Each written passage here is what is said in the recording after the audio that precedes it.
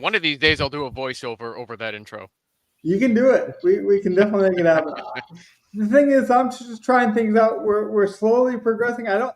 The truth is, I don't want to give people too much expectations that we're going to be like a professional show right away. So that way, when we are at that professional level, we really wow the people. I'm always about expectations. I've always really enjoyed like Christmas and anticipation. So like, I just don't want to oversell before we're ready for it. But we have. I was thinking we like rip off McDonald's and do something like ba-da-ba-ba-ba, like watch the crime. Yeah. We couldn't even get that out. Maybe that's a bad idea. It's a good thing we do a lot of shit. Brainstorm this, okay? I'm just brainstorming, all right? My brain is in a fog. Let's break the storm out, okay? Well, we do have an exit video that goes along with the intro video, but I keep forgetting to play it. So maybe speaking of brainstorm, I'll actually remember it tonight as well. But we did actually want to talk about, we've been kind of profiling different ways to enjoy the offseason.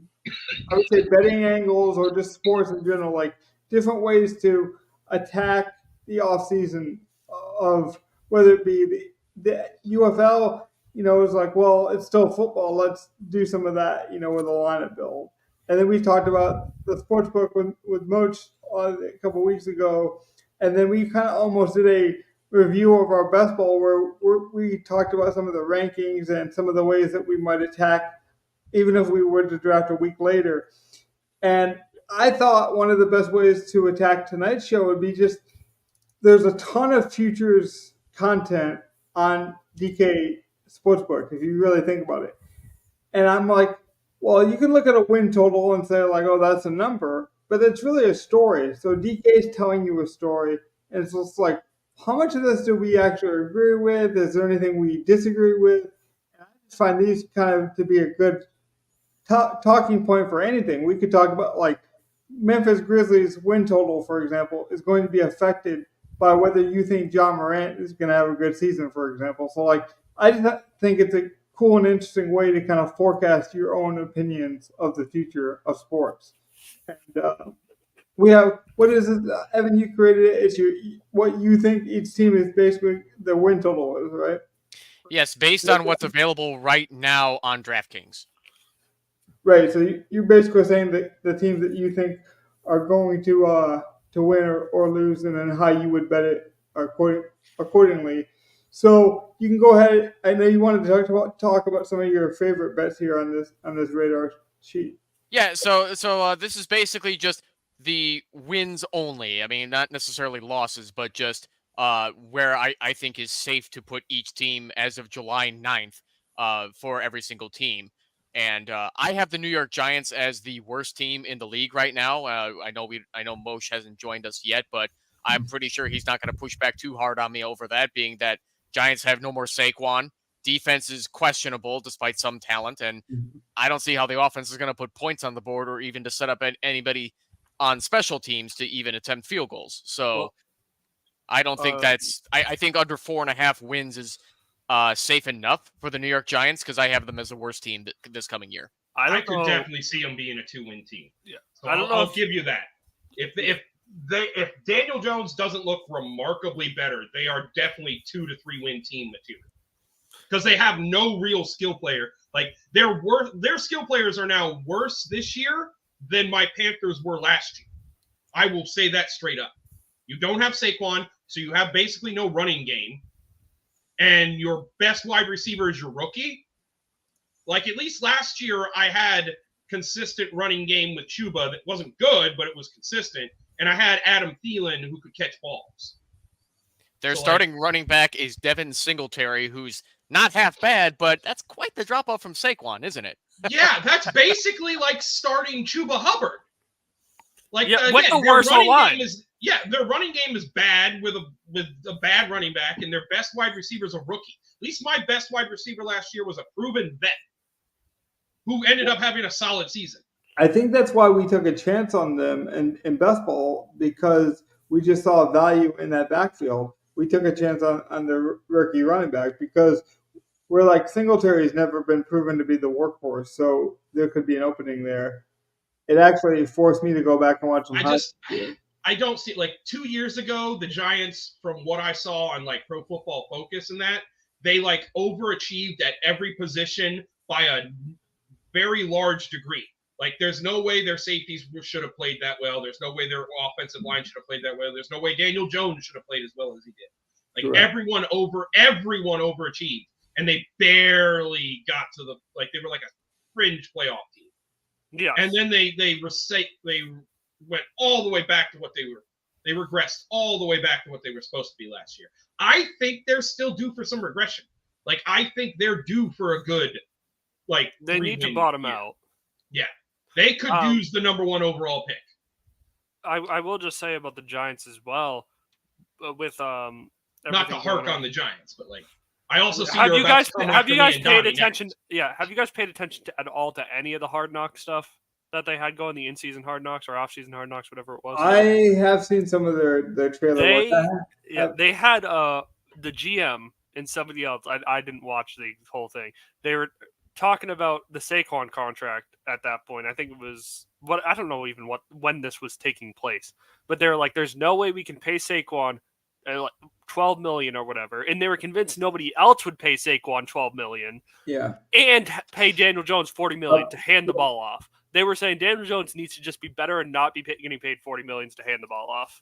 Yeah, we saw basically the same. I mean, agreed.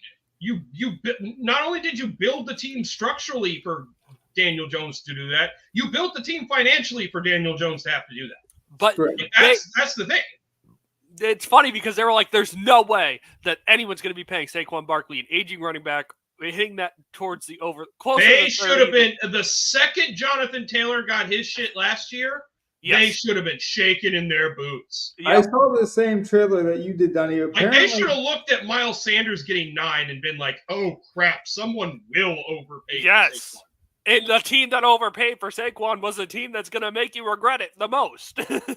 That's just semantics. Yeah, like, I mean, listen, you're playing him twice, and he's going to have a vendetta against you twice a year. And to be fair, had he gone to Dallas, that would hurt more. It's one thing when they lose to Philly twice. It's Philly, New York, it's whatever. You can't lose to Dallas twice with Saquon. Fuck off with that. So, like, it could be worse. But Philly Philly fans are the worst. So yes, but we know this coming in. Dallas and New York have a massive NFC East rivalry. Like, I definitely, if you told me NFC East rivalries, I'm thinking New York, Dallas before anyone. Shout out to Eli Manning for that stadium. But to be fair, I know why you do that, because after New York, Dallas, it's probably Philly versus insert team. I didn't know this was going to become the New Jersey Turnpike, and we were only going to talk about the Giants tonight. So no, go ahead. I wanted to get the whole division done so we can just move on. It's true. I mean, that could work. We don't need to talk about the Commanders. We don't need to talk about, we know what Philly's going to do. They're the top of the division. They're a Super Bowl. Yeah, this is a boring division. Yeah. Because I definitely have the Eagles winning over 12 it's and a not half that it's a boring now that their coaching is better. Yeah. See, it's not even that it's a boring division. It's that the team that's going to give you the most, like, whoa, is probably Dallas, and that really hurts. Mm. Yeah, like, Dallas still has a lot of talent. They have a lot of talent, but a lot of questions. Like, the more and more I think about it, it's like, Dak is really good, but fuck, can I trust Dak?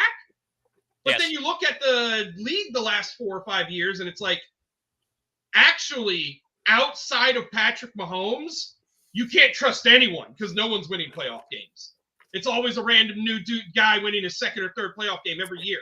And that's how it's always been since God. Like, forever. if Brock Purdy has another run to the Super Bowl and wins like 3 games, he'll be the quarterback with the second most playoff wins, like, starting. Including Aaron Rodgers. I am including Aaron Rodgers. Right now it's Mahomes, then whatever you get of Rodgers, then you have like a field of 25 dudes. Yeah.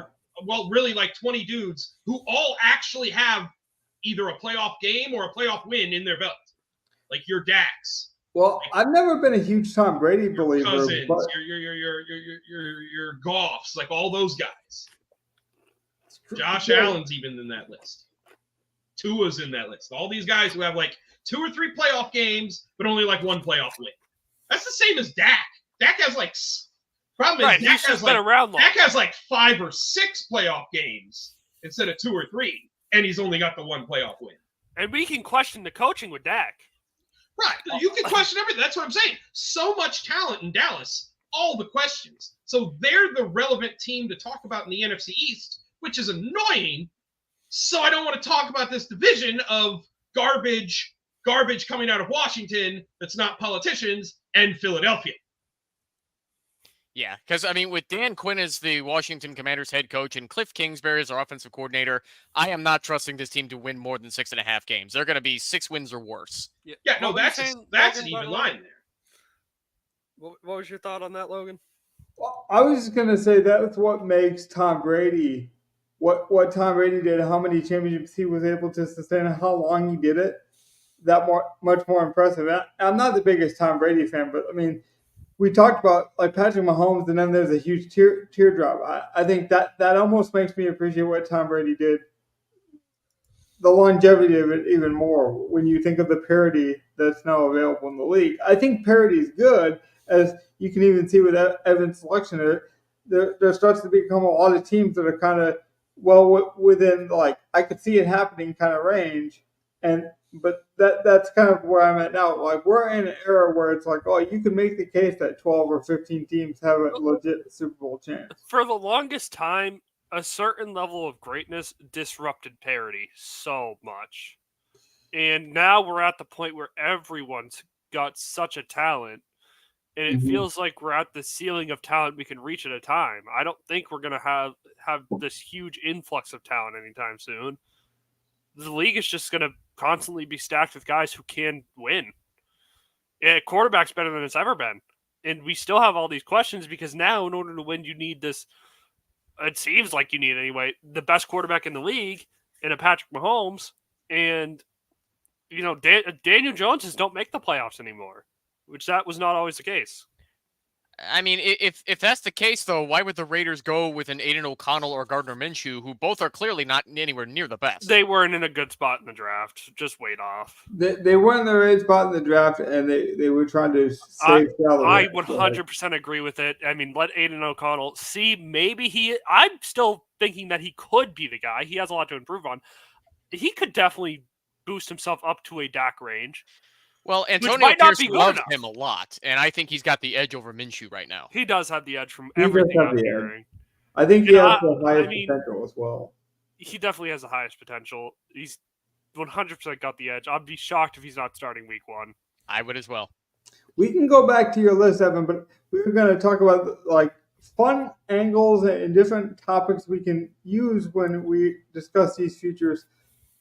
I saw a market that I thought was a really entertaining kind of question was, what team has the fewest wins this season? I already kind of spoiled it with Evan because I couldn't contain myself. I was totally wrong on this.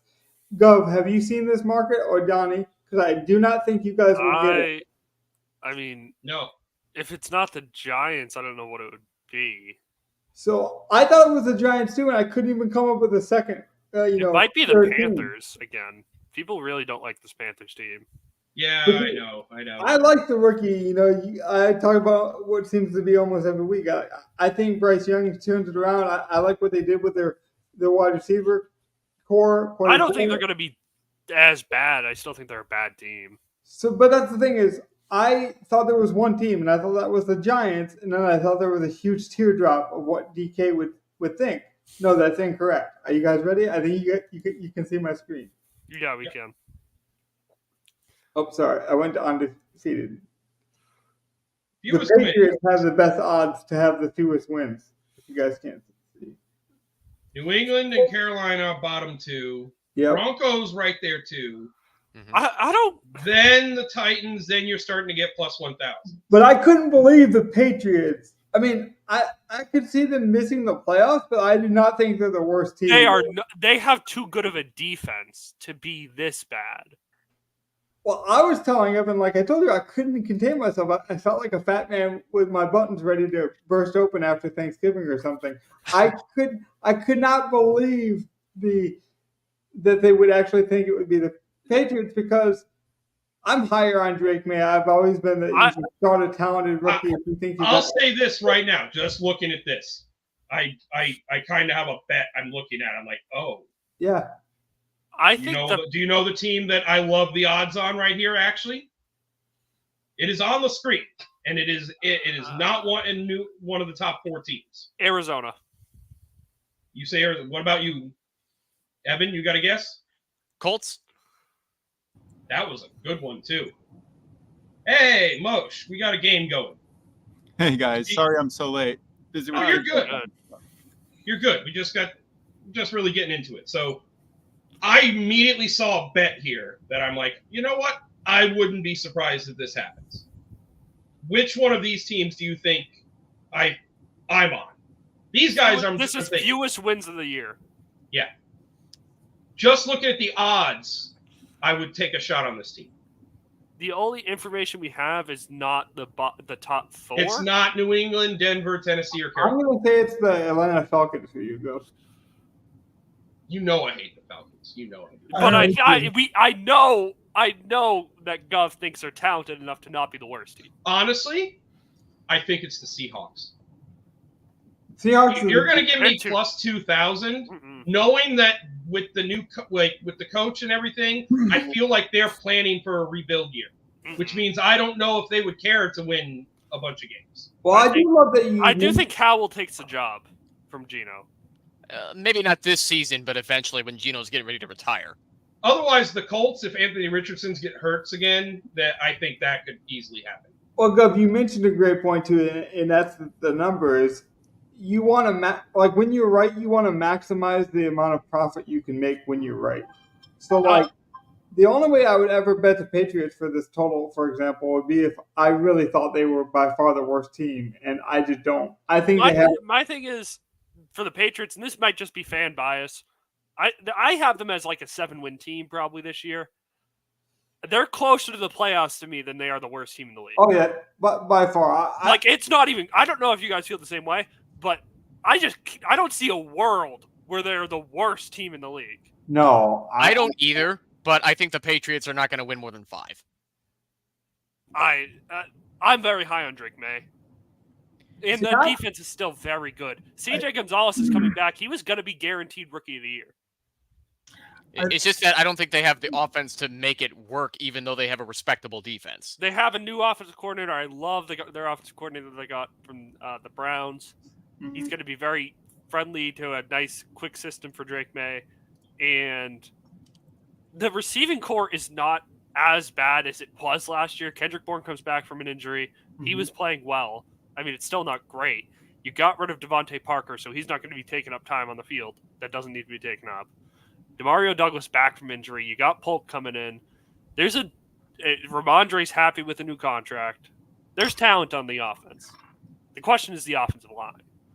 So I would be very hesitant to back a team, any team, with a rookie QB and a questionable offensive line. I think those are the first 2 pieces in any equation, and them being rated bottom 4 in the league, projected in wins, I think is a direct result because of that. Yeah, sure, they have potential. Sure, Drake May could go off, but I mean, look at their last few QB picks. Still the same people picking guys, even if Belichick ain't there. My thing is, the offensive line was terrible. I will say that up and down. But it also doesn't make your offensive line look great when you had receivers last year that couldn't get more than 2 yards of separation. I hated Mack from the draft. I hated the pick. He didn't deserve Rookie of the Year that year. But he was not as bad as he was in New England. But he's just not that bad. To go back to the betting angle of it, though, if you thought the Patriots were going to have that bet of a year, like, I just think I would bet their under win total over trying to pronosticate them as the worst team, just based on the odds. Like Gov was saying, if you really have a lean that's not the Patriots, I think this is kind of the market you want to go after, just because of some of the numbers you can get. You go back to the other chart we had. Yeah, sure. Yeah, my special tier maker. What did you want to see with that, Gov? Well, like I was looking at this, and it's like I'm not so sure any of those teams that are over 8.5 actually hit that. Like I think 8.5 means you expect that team to do what's its best performance it can. Well, I like everyone but the Steelers there. Like the Steelers just always get 8 wins anyway. Yeah, I can't doubt Tomlin. I don't expect them doing much better than that. So like that's like a solid line for them. But like you would be expecting Chicago to have a really good year if you think they're getting 9 wins, basically. You're expecting the Jaguars to have a solid year if they're getting 9 wins. I don't want to get too much into like our opinions on that because we are going to have a future show later for it, but you know. Well, I mean, the reason I put a little bit into it. Yeah, I mean, the reason I put my Bears at over 8.5 is because having watched the whole season last season, we were capable of going 10-7 had it not been for Eberflus blowing 3 goddamn leads, and then we went 7-10. And that was with Justin Fields starting, no Keenan Allen, and definitely no Rome Odunze because he was in college. So I think it's safe to say over 8.5 because this team was capable of winning that much had it not been for shoddy coaching. I'd like to throw in a team for I think that has the most value for the least amount of wins in the NFL. And I don't think it's the Patriots. I don't think there's enough value there. That's what I'm saying. There's not enough value. Yeah. I really, honestly, and I'm a Giants fan, but I think I might put the Giants there. We had a whole we took a whole segment on the Giants right before you came in, just to get it out of the way. Yep. I think plus 1,000. That's where you got to go. And I won't bet this personally because I'm a Giants fan, and that would break my heart. I might throw $5. But that's. Well, the reason at least you can enjoy the losing. At least you can. What is the extra thing in a parlay? Yeah, at least you can win in their losing. It's not really winning. That's not a. Yeah, I was about to say that's not a consolation, Donnie. I was going to say, Donnie's trying to go trust the He's process. too young. Don't worry. He's young. He doesn't understand. Donnie's trying to sell the tanking element. He's like, no.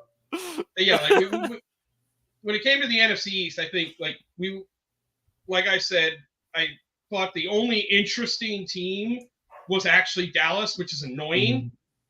So I don't even care about the NFC East. It's like Philly is going to be Philly, and then the Commanders and the Giants are probably both going to suck.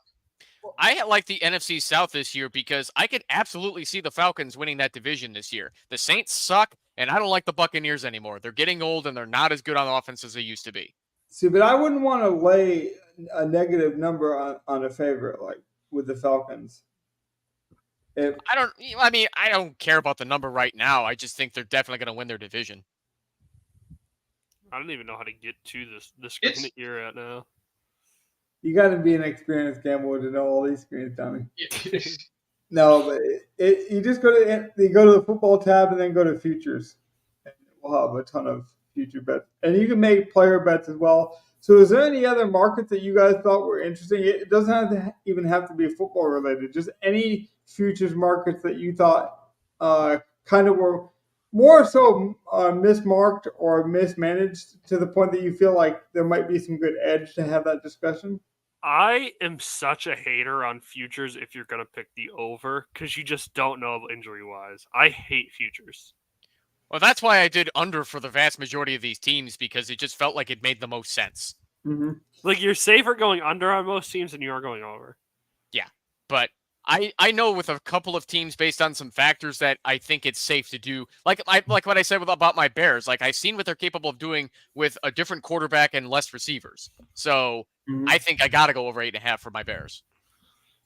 See, but I like markets like we just discussed with its fewest wins because I would have told you that, again, it should be the Giants. Like, that's who I would have thought DraftKings would have had. So when you can find a market where that's not the case, that's the kind of thing I will attack. I will say, just like we're kind of agreeing here, the thing that most people want to – we're disagreeing with the market in general because I think most of the time people want to bet overs. Like, overs are just – they're fun to cheer for, right? Your favorite team, you want to You want to hope they have a good season, so you're willing to bet that over. If you're watching a game live, you want to bet the over on passing yards or passing touchdowns. Like, people just love the over. So the money to be made, if you're a smart gambler, usually is on the under in most bets. You can disagree with me on that, but I think that's what I found. I mean, So they being have that the line there for a certain reason. Yeah. And True. being that Moshe just got here, since you're just seeing this for the first time with my over-under for wins, what would you point out as either most egregious or agreeable? Or both? How about both?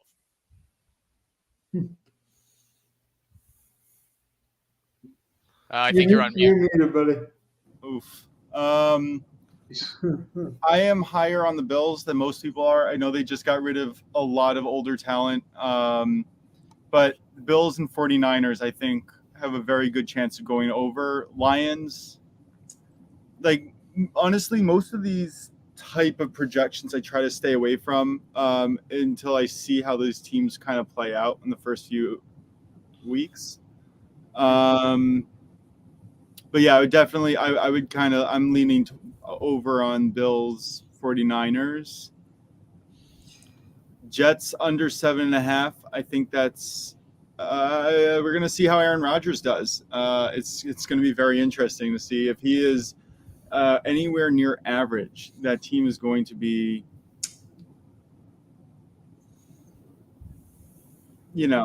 have some edges. They have some really good. Yeah, they have value there. It's just Yeah. I don't trust anything No, quarterback, offensive line. I feel like if you have questions at quarterback and offensive line, your ceiling is 7 wins. If you were going to make a bet on the Jets, though, would you make it a team bet? Like, would it be over unders? Would it be like Aaron Rodgers passing? Like, how would you attack that market? I would take no props with the Jets. My wife asked me why I was laughing on the TV first game last year, and I said because Aaron Rodgers just took his 4th snap and ripped something. And she's like, "You're a dick." And I was like, I remember being at work and laughing so hard. Yeah. One thing here I'll say is I don't know if the Cardinals have it in them to win that many games either. 6 is kind of the number I was going to put them on. Like 7 is a maybe. I had him at 7. 7 if Harrison and Kyler click and are good. See, I would be willing to bet them more to be the team that loses the most because they don't have a lot behind Kyler and he's a rushing quarterback. So I would play it with, whereas like I would play their under way more than I would play their over. Yeah, I think the Eagles over 12.5 is a decent look. I think this team's going to come out really like looking to kill someone, especially after the way last postseason ended. They really shored up a lot of things. Even with the loss of Kelsey, they're gonna be a good team. I would not, even though I personally am betting pretty big on Burrow and Chase, I wouldn't necessarily bet big on the Bengals, even though I think that they have, betting wise, one of the best odds on the board. But I wouldn't take a team total or anything like that. I think they're one of those teams that if they're going to be good, they're going to be good. And if they're not going to win 8 games. How would you bet the Bengals? And like, is there like if you knew a bunch of Bengals fans, you went to like a Bengals bar and you're like, hey, I think they're going to be good. I don't want to bet on their win total, but this is how I would do it. Like, So I did already. I placed on Chase most receiving yards. That was kind of my position. Right now I'm looking up to see what their looks are for the Super Bowl. Because if they, I don't know, they're pretty. I was surprised you mentioned the Bills before being one of in that division. You can still get them at plus numbers, which kind of surprised me. Yeah, no, the numbers on the Bills and the Bengals for Super Bowl is 12 and 1,300. I wouldn't take it at those numbers. I don't think it's worth it. I'd be looking at for not if, but probably when it drops after a poor performance during the season. I would pick it up at like plus 2,500, 3,000. These numbers are going to change based on little tiny things every week until we make it. I No. truly enjoy. I enjoy looking at these markets and kind of like forecasting them more than I enjoy betting them. And it's just me being selfish because I don't like to tie up my money that long. Like that's my only problem with futures, is like I think I said it a couple weeks ago. If I believe the Patriots, for example, are going to win more games, I would just rather bet them week 1, 2, and 3 to win some of those matchups, take advantage of the number, and that way, so then I automatically get paid off, and then I can put it into other things, for week 4, 5, and 6. But if I bet something, even if I think it has a good chance, I have to tie that money up for like 16, 17 weeks. I just don't think that's a good investment. Yeah, I hear that. I don't disagree with that. I really try not to play more than $5 or $10 in a lot of these markets. Yeah. And it's really just for fun. It's not. You're right. It's not like a full unit or quarter, even a quarter of a unit. It's really like a fifth, 0.05 to 0.1% of each. Don't get it twisted either, because I will play some of the markets. Like I will probably have a few futures bets, but I'm just saying I'm not a huge it's not a huge part of my bankroll to dedicate a lot of money to futures. Yeah, no, just because we buy that's nickel and dime stuff. That's what you throw at that, nickel and dime. Yeah. Yeah. I mean, it's the same reason why I really enjoy what we do with best ball, for example, where it's like we take an easy early look and we take a late look, and then we can kind of build content off of that. That is kind of fun, and there's just a different kind of unique way to look at that.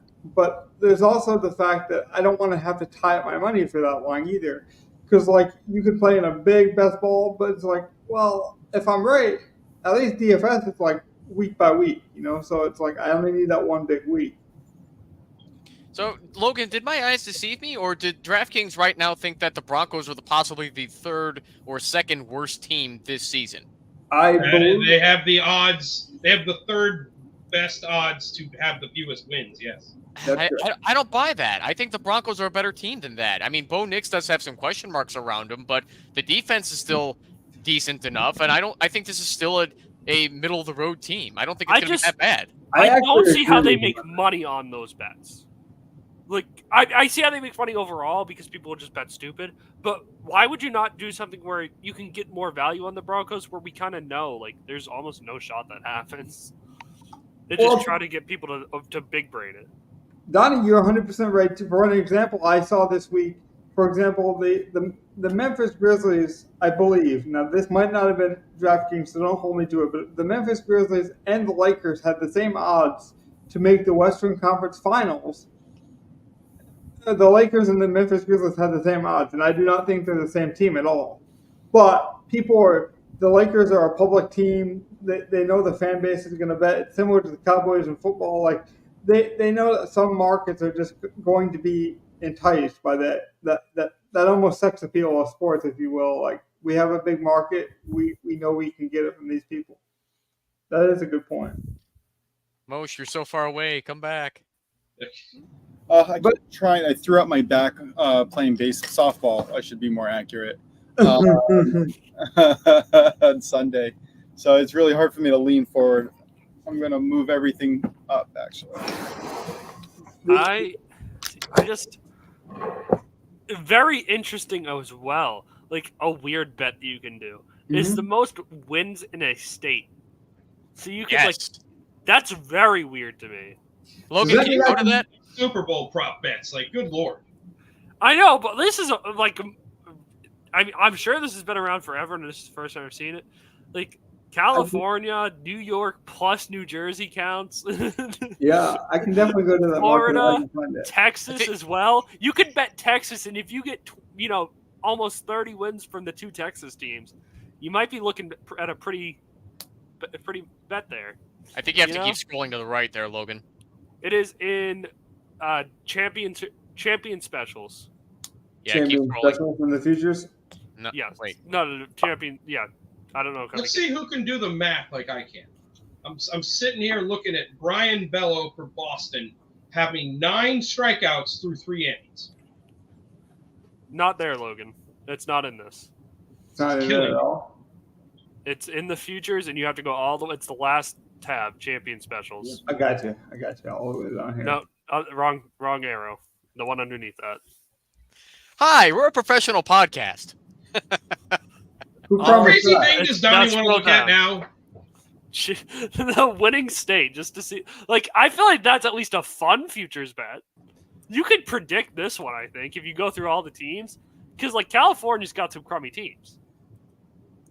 They've got the Rams, they've got the Chargers, they've got the Niners. Yeah, Okay, but what?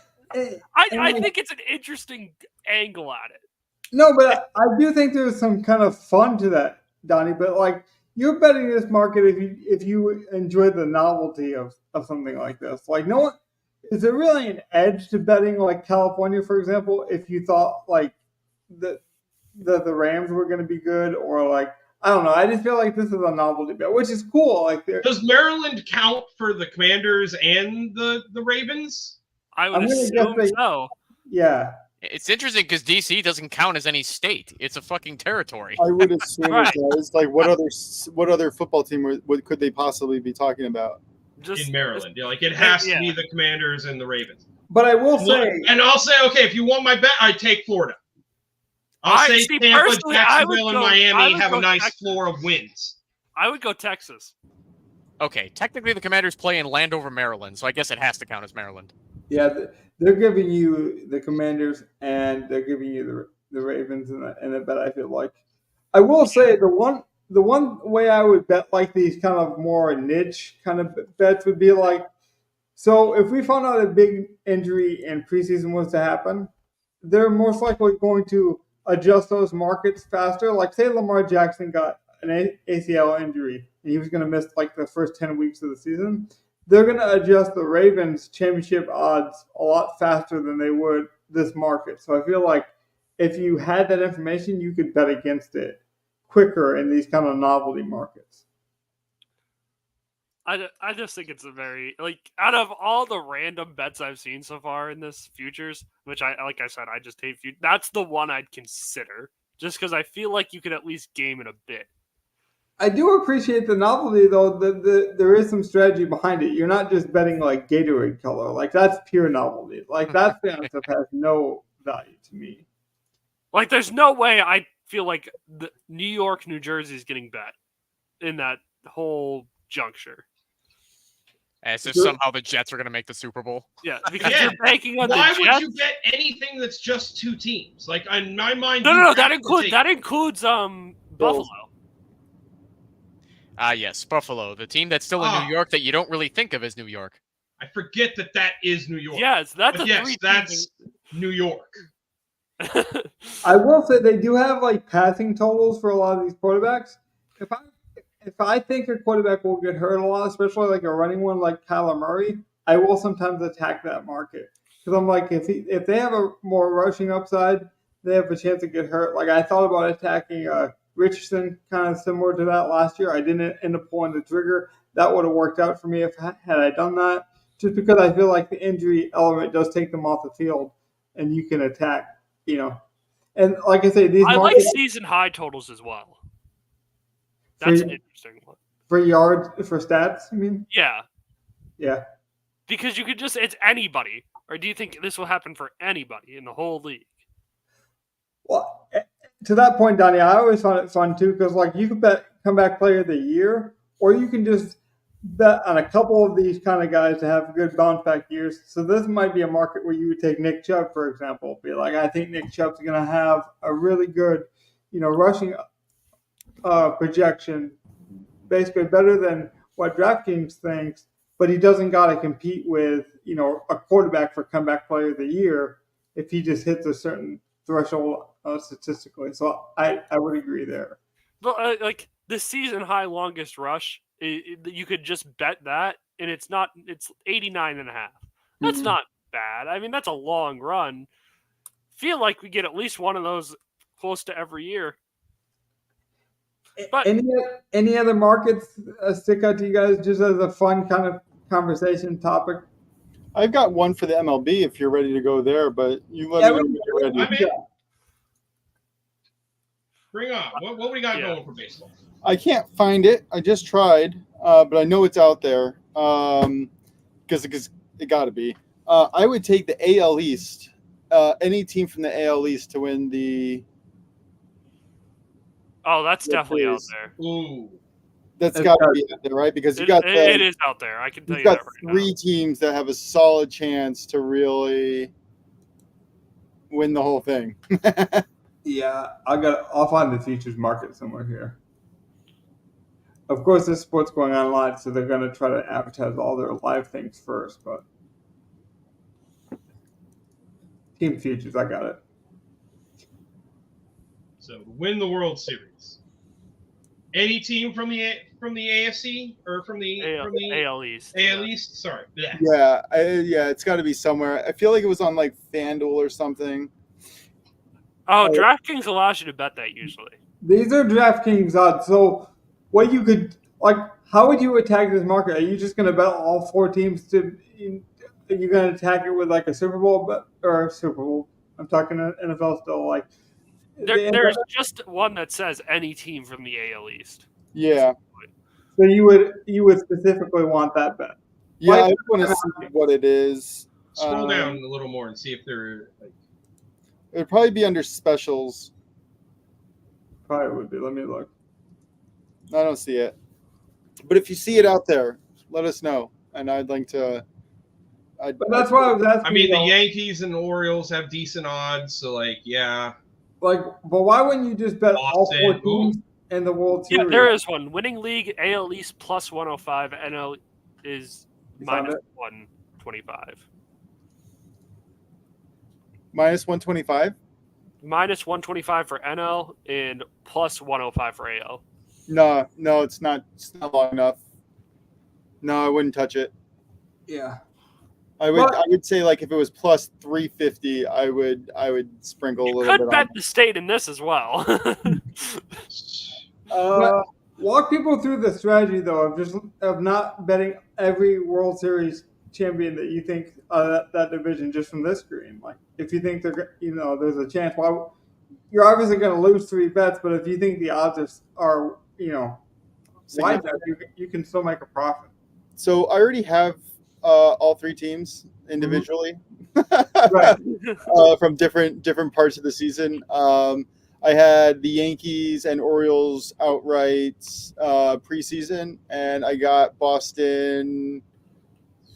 I think when they beat the Yankees a few weeks ago. So would you recommend I was like, if this team could give us this big of a whooping, they deserve a shot. Sorry, my bad. The AL East as a total is plus 280. Yeah, that makes a lot more sense to me. I would say like I plus was thinking 350 I was what going looking with the for. league, not the division. You going? That makes sense. It's not exactly where I would want the number to be, but obviously they know that, so that's why they probably dropped it. I think I don't know. Don't It's let not worth Boston win another championship this year. I would hate it personally, but I think that the value is there on the number for them. You know the Red Sox randomly show up in the World Series like every 5 years. So Yeah, it used to be every 90. yeah, used to be, but it Without- changed. Without Mookie Betts, it might be more like 90 again. But Yeah, I'm still so sad about the Mookie Betts thing. I love Mookie Betts. That was such a stupid trade. I remember hearing about that. I was trying to get in baseball, and then they did that, and I was like, "This organization, they just suck."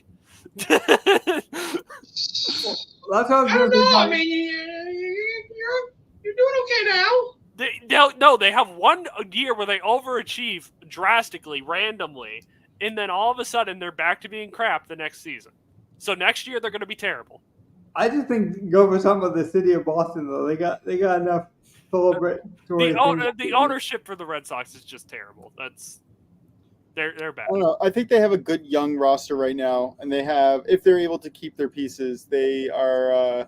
I think they're going to be good for a while.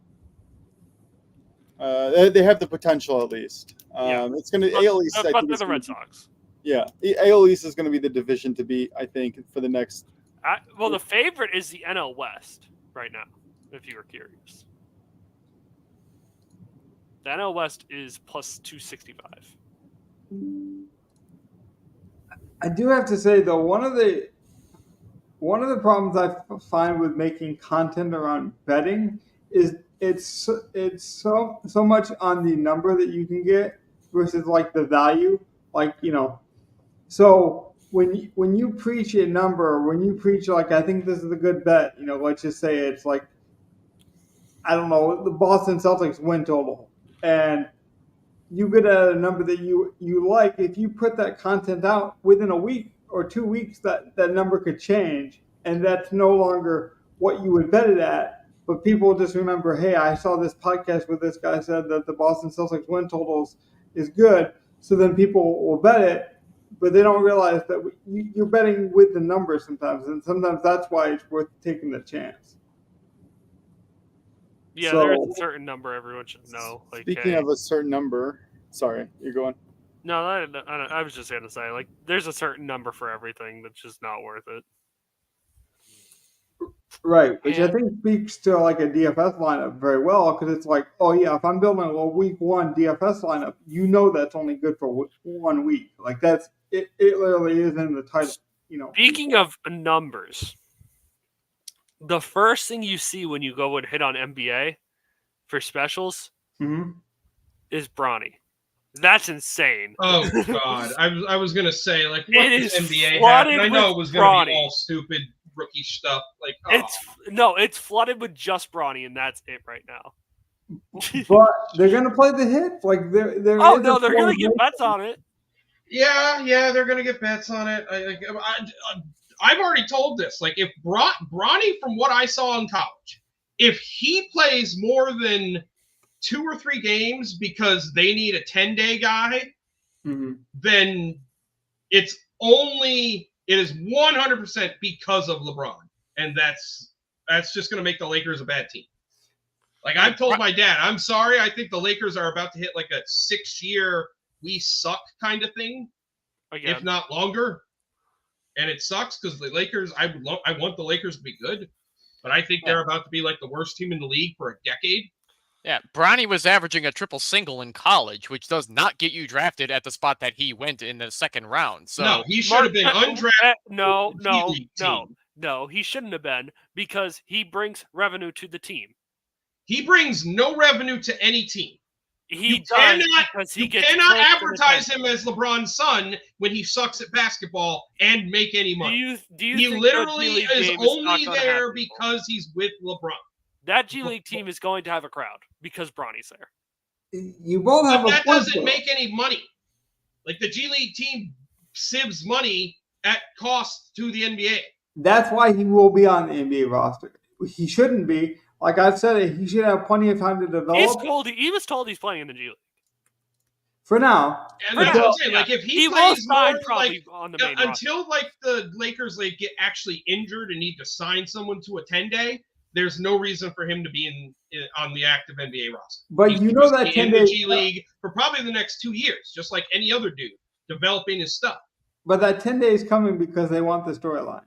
Yeah, And- no, LeBron. The first time they need a 10-day contract from their G League team, it'll be Bron. Even if they need it, as long as it doesn't need to be a center, it'll be Bron. Yeah. Point guard, shooting guard, it'll be Bron. And based on this logic so far, I mean, both Michael Jordan's sons, Marcus and Jeffrey, did not draw anything even in a college crowd. So I have to agree with Gov here that I don't think Bronny James is going to be drawing a crowd with the numbers that he puts up. I mean, he might draw more of a crowd than the Jordan brought, but like, I don't know if that's good enough at all. He's better than the Jordans, and I think he has a Yeah. chance to be an NBA player. I really do. The problem is the pedigree and the storyline behind him has taken away his actual development time, and that's the unfortunate part. He moves properly. He's not putting himself in bad spots. He's just, a little smaller. He needs to work on how to fight against these bigger guys. He should just be practicing with his dad almost every day and just saying, listen, go all out, and I'm going to have to figure it out. But see, Donnie, that's the unfortunate part because he should. If that's what he wants, if he really wants to be a good NBA player, that's what he should be doing. Logan, can we look at the Bronny specials? There are player specials. It's the only one. They're insane. They're not worth looking at, in my opinion, but we can. I'd like to be on record. Yeah, I know everyone said this. All the sports shows we watch have said this. And he should not have been drafted. He is literally being drafted to play with his father. He is going to bring no value after LeBron James leaves the team, and is just going to suck for it's just going to suck. So you for a just while. don't think he has any hope? Thank you. Someone said it other than me. No, and I will eat my words if I'm wrong. I don't think he had enough time to percolate in college. He's going to take. I don't believe in playing college games anyway. Even I'd rather play G League. even if he's going to be embarrassed, he's been embarrassed. He's going to be injured so often this season because he doesn't want to be embarrassed by the talent around him. I don't think he has a shot in hell to really make it in the league past his dad. And we gave him a shot. I didn't have an opinion before watching him. It's not good. Well, the college stuff, he will get a pass for the college stuff because those stats, he's came off 5 months of no basketball because of a heart attack. Yeah, a legit heart attack. Heart condition. Let's not call it a heart. Let's. No, he went into cardiac arrest in practice. I know what happened, Bronny. I know. Yeah. Well, I also got to say one quick thing because I just I picked my baseball picks the day before and I watched for the lines to drop so I can get the best line possible. mhm. If you're going to tail me tomorrow, and I'll give my picks out at the end of the show or whatever. But I got the Brewers' first 5 innings on FanDuel at minus 135. It's minus 150 to minus 160 everywhere else. If you're going to jump on it, now's the time. I can go through the whole thing, but basically, got Martin Perez on the mound. He has expected slugging percentage of almost 500. He has a hard hit rate at over 43%, and expected on base percentage over almost 370. So I don't think there's a chance that the Brewers don't hit him up. So anyway, sorry, that's a plug. Continue. No, we get very fortunate that we have At a live. Brewers tomorrow. Heard. But Gov, we have a live podcast like that. I would honestly be wanting to know like how you balance that. Like, I'm going to give out a good bet that I feel like has good equity here at a good number, but knowing that if someone waits and doesn't hear this content right away, how do you kind of like make sure that you keep giving people good numbers? And like, do you factor that in at all, or do you say like, hey, when I give you this number, when I publish this article, know that this number is only good up until this point? You got me again. Oh, You're muted again, Moshe. Sorry. I don't Still on think he mute. No. knows. Sorry, guys. How You're long? good. You're good. I don't know really why. like make sure that when I'm coughing or my kid or dogs bark, I'm Right? not. No, I got you. It's Brewers' first 5 money line on FanDuel for tomorrow's matchups, Wednesday, July 10th. I honestly, so like in this matchup, I don't care. I would take it on the run line, so like minus a half for the first 5 innings. I think the Brewers are going to demolish, or at least get a good lead. They have a solid person on the mound who should be able to at least hold down the Pirates. You're dealing with like a top 5, top 10 offensive weapon, a team versus pretty much an average team. The Pirates aren't bad, but they're not, the Brewers caliber, and not the Brewers caliber at home. Minus 135 money line is disrespectful. I would take minus 110, minus 120 on the run line even. So when I give out a pick and it's like a value play, like in general, I try not to do value plays. Obviously, any pick I'm giving out, I think that there's value on. What I mean is I'll really look at the matchup, offense versus offense, pitcher versus pitcher. And if I pick a team, I'm pretty much picking that team. I think they're going to be leading after the first 5 innings.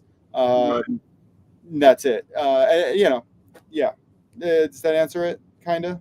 Yeah, I well, go through matchups. I look at what I like. I kind of see what the trends are, who's hitting, who's not hitting, lefty righty matchups, home away splits, all that sort of stuff. If there's nothing that's like alarming, like for instance, I was going to pick the Guardians yesterday, I think, against Detroit. or is that today's matchups? I don't know. They all get confused. Anyway, I was going to take the Guardians, which are an incredible team, but they're on the road. They're on a losing streak. The Tigers actually have been scoring a little bit, so like I laid off. You know, They do play Detroit tonight. what? They are playing Detroit tonight. Yeah, like see, you know, like you have to choose your spots and see what makes sense with the God, way damn, the Colt flow Keith is. had a good game. Oh shit. See, well, I almost compare that to like golf outrights, right? Like everyone wants that like long shot bet or that fun bet to like tail someone, but it's like it's a long shot bet for a reason. So like if that gets bet up to a certain number, it's no longer valuable. So that's kind of the difficulty I've always found with betting content, opposed to like what I mentioned earlier. It's like if we do a DFS, lineup for week one, people can obviously tell like this is for week one. This is going to have a duration period, a shelf life, where it's like, oh well, I read this one guy, he said a baseball bet was good. Did you ever just deal with that? Like how do you kind of level yourself and be like, well, I didn't mean for you to bet at any number, or do you say that specifically in your articles? I don't know if I do. Any pick I'm really giving out, I'm not expecting the line to move that drastically. Mhm. In general, the international markets have had access to these lines for a while. So by the time the American odds come out, they're within 20 to 25 cents of what they're going to be, unless there's something massive on the way. When I say like, hey, jump on this Brewers for tomorrow, you're saving 15 to 20 cents, which is important if you're going to do it every day. Yeah, Not so important if you really believe in the play. So it's true. I would always just say, like any better, looking at anybody's recommendations, just take a look at, like you said, take a look at the original odds and see if it makes sense for you based on the information given. And you got to know why you're betting too. Like each person, we talk about a lot about markets. Each person is going to bet differently. Like Donnie talked about the nostalgic element of betting some NFL stuff just based on the state. Like to him, that's a fun bet. Like some people are just going to bet for fun. Some people are going to take it way more serious. Yeah, I think it also depends. It's like playing poker with your friends. If you're playing for money, you're more likely to take it more seriously. If you're playing for pennies, have fun. Go for it. Like everybody loves those crazy plus 2,000 odds bets, but sometimes it gets you in trouble if you keep trying to go back to it because they're notoriously inconsistent. It's the point of being plus 2,000. Like, yeah. Gov, any markets stick out to you, or any other talking points that you kind of want to hit on tonight? I do want to talk about the Brawny bets here for a second because I haven't bring it up. The only thing I think is even possible is the 3-3s. I don't know, like these lines suck. It's terrible.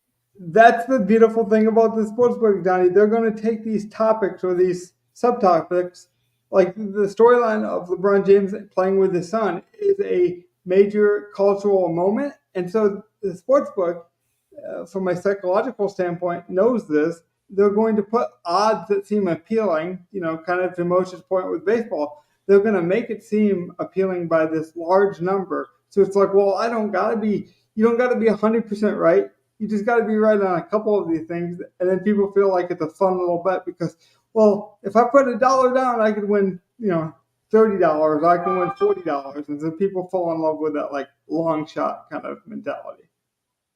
My favorite one on this list is Bronny James to record a double-double in any regular season game. This motherfucker has never recorded a double-double in college. How is he going to do that?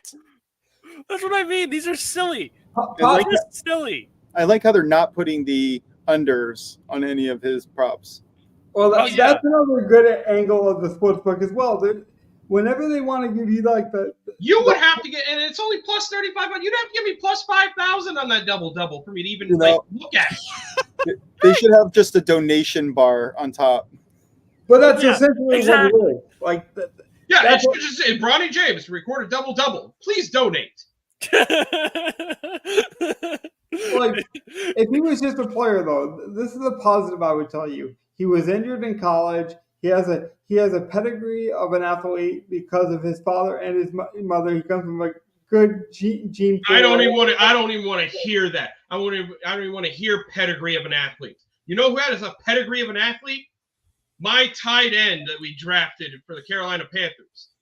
As long as you don't look at his combine metrics, which would make him like the worst tight end in the last 10 years. Jatavian Sanders?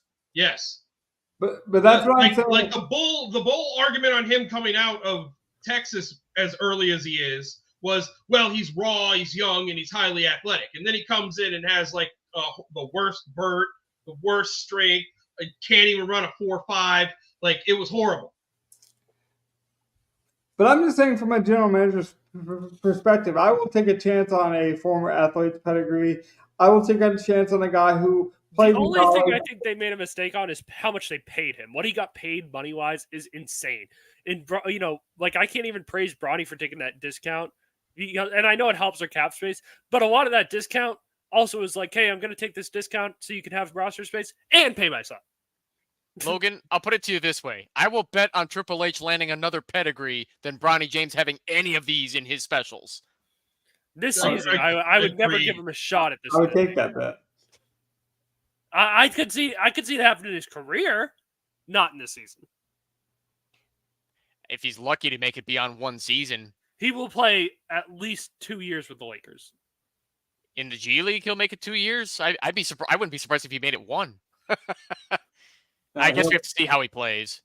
They're going to want him to develop. You're drafting him based on the potential that he has any athleticism like his father. You're drafting him on the potential that he was hurt in college, he had a major health emergency, and that if he was given the proper coaching, he would have shown more in his numbers. I mean, I'm sorry. Maybe I'm just looking too hard at the numbers here, but I don't. What potential? I don't get it. Genuinely, like There is he plenty of wasn't even a good There foul is potential shooter. there.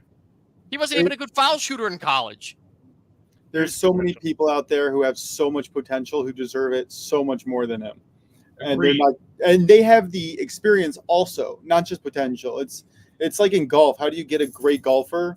You have to have a little bit of luck, but it's really perseverance, skill, and then fundamentals over time. And you're not going to get that if you're skipping around town. Play-wise, there's no one more ready professionally for the media than Bronny in that whole draft. That is draft, like, that helps his draft stock as well. Let's not. It does not. He has not. Not a single team that is drafting a dude. You know what happened? You know the last dude who was really good with the interview and all of that? Most of the everyone named Ball. No, the whole Ball family. That's what they were bringing. They definitely are ready. No, for they an were interview. bringing. Their dad's gonna make sure they're ready for an interview. All right, LeVar Ball was never ready for an interview. LeVar Ball was ready for every interview he did. We weren't ready for LeVar Ball. That part, right there. That part. LeVar Ball. I'm not even saying I'm right. We I'm just saying, underestimated what the fuck was happening there. It wasn't about interviews, like just the media stuff. It was just he carries himself well as a professional. Yeah, at this point, they don't care. Every year, you know who else is you know why they don't care that he can do an interview? Because you know who they're doing interviews with? I am from Serbia. Or add French accent here. Like, I don't do a French accent. I'm sorry. That's one thing that's not in my repertoire right now. Won't even try that. Yeah. I do want to talk about some remaining. We've got so many European players. Like there are many players. Like Luka still doesn't give a great interview. It's not about being able to give an interview to the media. It's about being able to carry yourself well in the building, which a lot of people cannot do and fall to the NBA just because of that. I mean, I don't know if they're. Well, of course they can't. Usually in the NBA, they're like 20 years old. No, exactly. If you can carry yourself at 20 years old, you would never have gotten into sports. There's so many other paths for you. I think that's not his characteristic that he's giving credit for. Yeah, LeBron couldn't do that coming into the league. His son can, though. I mean, and that's not a great asset as being a basketball player. That's a great asset to being a basketball analyst. I'm just saying this would be my. He's made his son the new Mike D'Antoni or the new Stan Van Gundy. I don't like why he was drafted. But I understand it, and that's the kind of thing with these sports markets as well. It's like you don't have to bet everything we see on the screen. You don't have to think everything's a good bet. Sometimes the best bet you can make is to stay away and be responsible. I'm just saying, as a general manager, I can understand why you would take a chance on a former athlete's athletic, pedigree, and the fact that you're going to take a chance on an injured player. But we all know it's unfair the reasons he got drafted. But But that's just I life. would. What's that, Danny? That's just life. It's true. If you were in, It is what happens. You know the right people. Bronny knows the right people. Right. That right person just happens to be his father. So that makes it nepotism. I'm not a big fan of nepotism. We just had a nice. That being said, it's the Lakers, which is the massive nepotism organization. So I get it. Yeah, exactly. The Pistons just made a pretty good signing. Paul Who Reed. did they sign? Paul Reed, the center. It makes sense. It makes sense. He fits. Okay, that's not a good signing. That's just what the Pistons. The Pistons are just grabbing every little thing that was useful last year that everyone's getting rid of. Like That is true. Like that's all they're doing. They've traded away most of their core, and they're just picking up everything that was working a little bit for everyone last year, so that they can assemble a team. There's some pretty valuable free agents left, though. It's going to be Cade and a bunch of scrubs, and they're going to try to do what they did with or do what Oklahoma City did. Ivy is pretty good, but I will admit, now I do like that signing too, Donnie, but we're just trying to flex our basketball knowledge, our little basketball muscle. Like, of course, Paul Reed's available. They just signed Drummond to back up Embiid. They have a legit center that can back up Embiid. I would have just kept That is bigger than – I'm sorry. Drummond is bigger than Paul George to me to the Sixers. Sorry. Listen, Paul George died to me the second he signed with the Sixers, but then he got buried when he changed his number to number 8. I can't believe he ruined his whole nickname. I don't know what to call him anymore because I'm not calling him Paul George. George Paul. No, okay. I see the quote that he just said here about the LA Clippers allegedly disrespecting him for the 2-year, $60 million deal. Yeah, he wanted a specific amount of years, and they weren't going to give it to him. So, yeah, he wanted 3 years, $150 million with a no trade clause. I heard that's him wanting the max. He wanted $50 million a year, not $30 million. What was that, Moshe? Shout out to DTL, Driving the Line podcast that I listened to, spun off from Early Edge, CBS Sports, another podcast that I listened to. They were talking about this earlier today. They were under the impression, I don't know so much about basketball. Like, I'm a Knicks fan, and I follow casually, and I'm starting to get into stats, but it's not really so much for me, even though I was varsity captain of my high school basketball team. And we lost in quarterfinals in states, which is insanely far for any Jewish team to really get to. But they were talking about they were never going to give him they were never planning on re-signing him. They just had to make him some type of offer, but they were prepared to let him go. Yeah, I think he wanted to go too. No, he wanted to stay. He was pretty open about it. The Clippers were his first choice. If they would have offered him, he would have signed immediately. He mentioned it in a podcast that he was like, if they would have, I would have been happier to just not go anywhere. It's hard to uproot everyone and just say, hey, we're moving across country. He does like the LA market. I believe he is from Los Angeles. He had an interest in going to the Lakers as well. So I do buy that he wanted to stay there. And he had a very big interest in the Warriors as well. Yeah. Well, that's it. I think he knew the writing was on the wall with the Clippers. I think he wanted to stay in that kind of California market. Speaking of which, though, when do you think there's a good time to go back to the sportsbook analogy? When is a good time to kind of capitalize on free agent news or high upside like this? Is like right now, for example, should I rush and go and bet the Clippers under their win total? Not till the season, unless you're going unders. And if the Clippers, their market already dropped, I'm not touching that. Till the season. So for you, it's already dropped. Like the moment Paul George. The moment that happened, like I'm sure it dropped. Yeah. Yeah, I'm not even going to waste my time looking at it because honestly, if I was going to bet it, I was going to bet it just trying to predict that he was going to leave once they lost in the playoffs. When they got eliminated from the playoffs, I would have bet it if I really believed he was leaving. Right. To kind of come full circle, like what we started doing, Evan, with your list here, do you, like, say I gave you $100, do you think you would bet more unders or overs? Like, is it just a personality thing? Do you think there's better chances of them hitting? Like, how would you attack the over-under? Because I think you have the least amount of experience, so I think you could provide a good, interesting answer here to that. I think to be a smartass, I would take the $100 and run. I wouldn't even bet it. I Well, would just that's why I'm holding you to those rules. Like, yeah. $100 credit at a sports book. What do you do? Yeah. So I think what we discussed earlier, unders are usually safer because they're a little easier based on knowledge that you can acquire based on last year, changes they made in the offseason. So as you saw by the tier maker list, I went mostly unders because that's where I felt most comfortable. 11 overs, that's it, is what you had right there. Basically, yeah, 11 out of 32. That's how I felt. That's how comfy I was.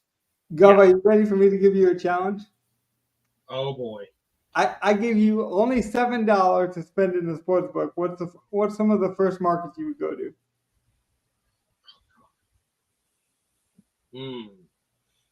Tell my damn Brewers. I guess. But honestly, though, I mean, I definitely got to look at, like, to be honest, like, that's kind of what my thought is. It's like, okay, I have $7, so I need to pull up my Action Network stuff. I need to pull up all my numbers from Stochastic. I need to look at what's the best bet on the board for the day. And, like, I might just sprinkle, like, 2 or 3 of those in a couple of different sets. Just a little, like, here's a 2-set, here's a 2-set, here's a 2-set, and then bet a few of them one off, and just do that with just the top bets by numbers. Just anything that I think, like, even if it's favorites, I'll take tiny favorites with my $7. Just inch it up. Speaking of Get me to a point where I have a unit to bet. Yeah, that is a good point. But speaking to that, like, when you go to look at for someone to tail or someone to, gather information from, are you looking for more of a confirmation bias, you think, or are you looking for more like, tell me something I don't know? No, like, I'm mostly numbers with my stuff. So I'm looking for some insight that I may not have seen just staring at WRC plus and the XFIB of the pitcher and shit like that and trying to make sense of it in my mind, writing it down. Like, maybe someone else has done that easier. So, like, I'll follow a couple of different places and look at that. I'll also look at the line movement. Like, I love my Action Network stuff. So I can look at the line movement, the money, where it's going. Like, all that stuff is useful. But, like, if I equate it to, like, but I also don't do sportsbook. I'm in Florida. I can't do sportsbook. So I only do DFS. Right. Oh, so if I took it from that aspect, it's like, well, truthfully, what I do is I find the sports that I have the best projections for, and I start playing cash games that are 50-50 shots that I know I can hit the top half in and just take my little winnings there and maybe take a small shot at a tournament here or there. And I know a lot of people will use those projections. Like, with $7, I take a $5 cash game and 2 $1 tournaments. Right. Hey, Gov, that's what I do. How much longer until you can have legal sportsbook betting? It's legal in West Virginia, so a month. 1 more month, baby, and then you can do it. Yep, I'll be moved. I should be moved and up and ready there sometime in August. Yep. And it's legal in West Virginia. So, speaking of that, Donnie, this is your question, because I know you're always focused on being responsible and having fun. What do you think is the worst part about the sportsbook, or the worst way to waste your money? Like, is it the Bronny bets? Like, is 100%. I have no Bronny bets. Anything stupid that just makes no sense. and there's just I know that's kind of vague, but there's a lot of things that are just stupid that makes no sense. But just look at these. Yeah. I mean, this is a pretty bad one. This is bottom of the barrel low. I would argue I'd rather bet these are just these are stupid in my mind. Like, I'm about to say something crazy, and you're going to have to cut the stream. Yeah. I might as well bet whether or not Ja Morant's going to pull out a gun this year. No, I would rather bet the Gatorade color. It's probably got the same odds as 15 points in a game. I mean, Gov, you're not wrong. I mean, I remember a couple years ago when the Chiefs were in the Super Bowl, there was actually a prop bet whether Andy Reid will eat a cheeseburger. That is true. That was the thing. That was I remember the cheeseburger I prop. remember Yes. that. I remember talking about that. But to be fair, that's a good bet for sports bets or sports book, excuse me, because they're like, well, on the off chance it actually happens, like we'll eat it, but we're gonna make so much money Just like that because burger. I wonder if he has them explain it again with those nuggies. well, That's got to be a new one. well, hold on, just how you and Donnie are having fun here. That's exactly what the sports book is doing. They know there's a small chance that he'll eat a cheeseburger on screen, and if there's a chance they have the equity, they'll eat it. But so many people want a good laugh that they're going to bet something silly. I wouldn't bet something that silly. You have to really throw something out there that's quite likely that I think is just funny. You got to admit it is catchy, though, right? I don't know. I can't even picture what the stupidest bet I think I'd make would be because it has to have some sort of actual data behind it. I was listening to a podcast this week, and I figured it would be a good tail off of this. I was listening to a former guy who sets the lines for the sports books, and he was saying the best bets to make in the sports books are the ones that have a lot of outcomes and that were not. You don't have a clear favorite, essentially. So he thinks like the Joey Chestnut hot dog eating contest that will be on Netflix is a good bet because no one knows what's going to happen. And whenever there isn't a clear, definitive favorite, that's when you should bet. And, or when there's a big disruption to the market. Like, for example, he was saying that Joey Chestnut's not involved in the Nathan's hot dog eating contest. So the sportsbook doesn't know how to market these other guys because Joey was the favorite by such a large number that now they don't know how to price it. And so whenever there's the pricing inefficiency, that's when you should attack. Any other major topics that we should talk about tonight? Or are we ready to wrap up? Nothing major. That is it. I'm still completely stunned with Boston right now. Like I'm dumbfounded that I played Oakland on the other side. I hate being contrarian. Why? How? I mean, like, listen. It's hot and humid, and Oakland can hit home runs too. I didn't think Bella was going to strike out 12 dudes in 5 innings. Gov, did you watch too much Moneyball or something? Like, why did you bet? Yeah, I have been watching I did watch Moneyball the other day. Thank you, Butler, for fucking homering and bringing them home. Finally, someone does something I needed. I knew it. There had to be an emotional element. Now can Houston heat up a little bit against Miami, and I might be able to salvage a night. I have a parlay, which I don't normally like to play, but I couldn't find another way to back Blanco. I have first. And I faded Blanco for sale. Ha ha ha ha. In my DFS lineup, I was like, I can pick one. Who do I do? Blanco versus my shitty ass fucking Marlins, or Sale, who's fucking Chris Sale and is probably gonna. Arizona is the hottest team in the MLB over the last 5 to 10 games. Yeah, I know. I tried to play them last night and they shit the bed on me. Yeah, fucking Elder. I stayed away from them. I was going to back Sale. I should have just stuck with Texas. But once I saw Sale scratched, I'm like, okay, so I knew they were scratching him so that he'd have the same window so he could pitch the All-Star game and have this not have to have a weird rest day. That works. Okay. Elder had looked like shit in the minors. I didn't expect him to come out and have that game. I thought Arizona, who was hot, was going to have a good game. So you're right. They're probably going to put up 6-7 runs tonight. Yeah, I gotta say, I am backing the Rangers first 5 market tonight. Just to give you, I won't go through the whole explanation, but I just finalized my picks. I got the Red Sox first 5 win only minus 135. Right now, I'm finding that on DK. I got the Cardinals game 1 first 5 market. Originally, this was supposed to be what's his name, Sonny Gray, which I expect him to have a bounce back game. But now it's Andre Palante, who's also having a fantastic last 2 starts. So I would consider looking at him. Same starter that I was going to fade Alec Marsh yesterday, but I think that's still a good look. And then the Brewers first 5. So yeah, 4 picks if you're hanging out with me. Your links will be in the description as I well. like those. Golf also has an alternative gaming channel. There's plenty of ways to get more content with these guys. We do have to wrap up the show eventually because otherwise we have a 24-hour stream, and I don't think we have the viewership for that. But we do have an outro, so I'll play that, and we'll get out of here with us. Good night, guys. Not everyone. Have a good night, everybody. Peace out, everyone.